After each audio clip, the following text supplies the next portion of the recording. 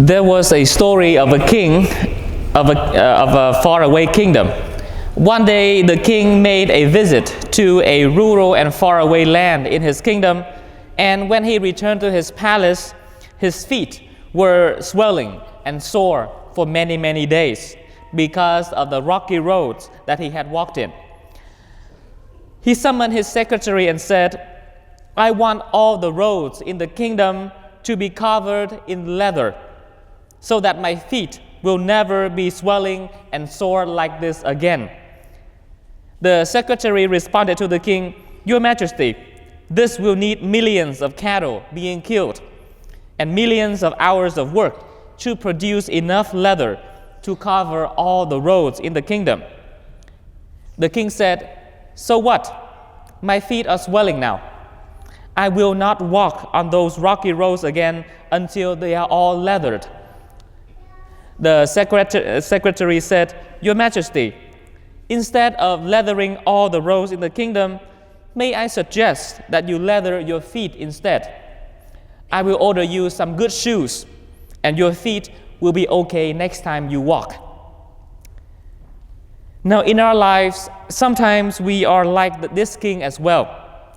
We look at problems in our lives and we wish that this or that may be changed or maybe a little bit different, so that we would feel comfortable and satisfied. We blame this, we blame that, we blame other people. And most of the time, we just simply forget that the easiest thing for us to change is ourselves. The only person we can control is our own self. So the first thing I'd like to share with you today is that change and difference start from within ourselves, because we can control nothing but ourselves, and we can change nothing in life without changing ourselves first. In the gospel reading, we heard the words of the prophet Isaiah from the old days: "Prepare the way of the Lord, make straight his paths. Every valley shall be filled, every mountain and hill shall be made low. The winding roads shall be made straight, and the rough ways made smooth." When we heard these words, I think the first thing that may appear in our head are the literal geographical features of the earth: the valleys, the mountains, the hills, the roads. But as I have shared with you in my first point earlier, and through the story of the king who loved leather, the valleys, the mountains, the hills, the winding roads, and the rough ways are not actually features in the geographical world out there, but they are in our very hearts, in our very souls, in our very minds. Every single time we sin, every single time we hate, every single time we refuse to forgive, and every time we compromise our faith for worldly benefits or pleasure, we create a bump, a rocky road that makes it more difficult not only for us to get to God, but for God to get to us as well. It's us who make it difficult, not anybody else. So the second thing I'd like to share with you today is that the invitation for us during this season of Advent to prepare the way of the Lord and make straight his paths is actually an invitation for us to prepare our souls, to make ourselves righteous in life, to become worthy and ready to receive God in our lives. And today we just light the second candle of Advent, the candle of peace, the peace that only Christ can bring.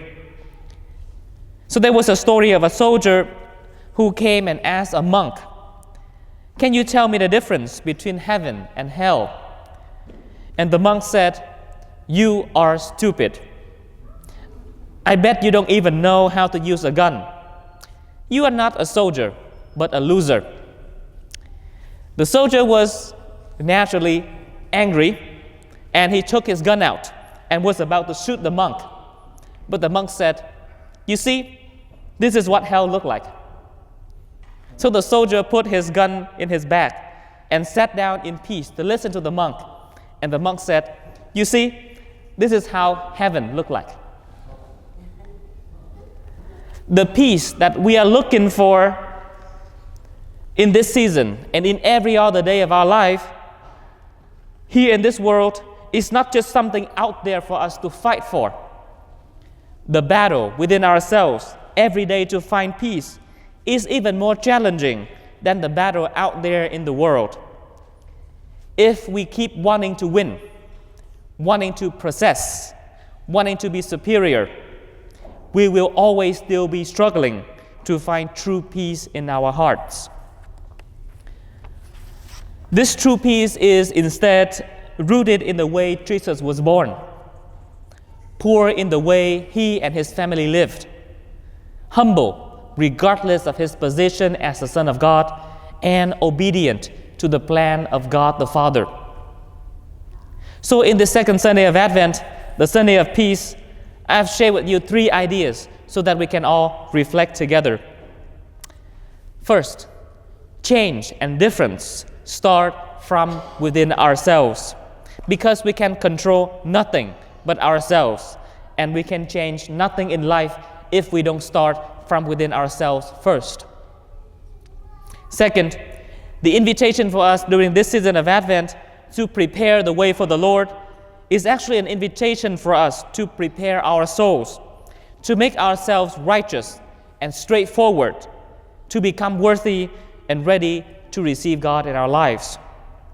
And third, the peace that we are looking for in this season is not the peace through winning or possessing, but the true peace in humility and in forgiveness that Jesus has shown us through his life.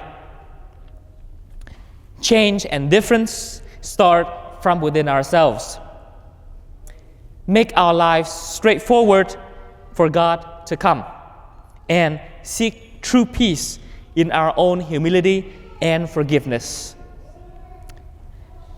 And I wonder if you guys remember the phrase that I always use to end my homily. Can anyone tell me the last phrase I always use to end my homily? We heard it in the second reading today from the letter of St. Paul to the Philippians. Anyone remember? May God, who has begun a good work in us, also bring it to fruitful completion. Amen.